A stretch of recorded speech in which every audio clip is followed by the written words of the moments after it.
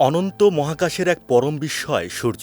প্রতিদিন সকালে যে সূর্যের আলো আর উত্তাপে জেগে ওঠে পৃথিবী, তা নিয়ে কৌতূহলের শেষ নেই মানব মনে।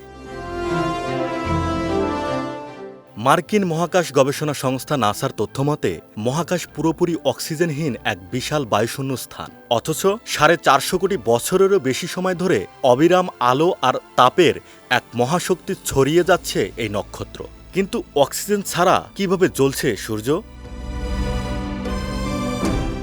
জ্যোতির্বিজ্ঞানীরা বলছেন, সূর্যের এই শক্তি কোনো সাধারণ রাসায়নিক আগুন নয়। সূর্য আসলে একটি প্রকাণ্ড প্রাকৃতিক পরমাণু চুল্লি। এর মোট ভরের প্রায় 73 ভাগই হাইড্রোজেন এবং 25 ভাগ হিলিয়াম গ্যাস। সূর্যের কেন্দ্রে থাকা এই হাইড্রোজেন গ্যাস প্রচণ্ড মহাকর্ষীয় চাপ এবং 15 মিলিয়ন বা 1.5 কোটি ডিগ্রি সেলসিয়াস তাপমাত্রায় একে অপরের সাথে মিলে তৈরি করেছে হিলিয়াম। বিজ্ঞানের ভাষায় এই প্রক্রিয়াকে বলা হয় নিউক্লিয়ার ফিশন বা পরমাণু সংযোজন।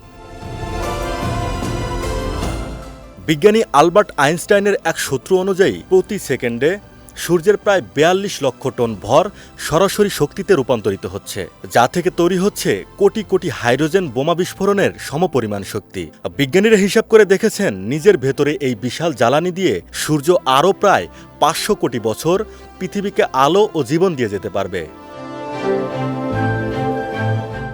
অক্সিজেনহীন মহাকাশে সূর্যের এই পরমাণু সংযোজন প্রক্রিয়া প্রকৃতির এক নিখুঁত ও অবিশ্বাস্য সমীকরণ, যা কোটি কোটি বছর ধরে টিকিয়ে রেখেছে আমাদের এই চিরসবুজ পৃথিবীকে।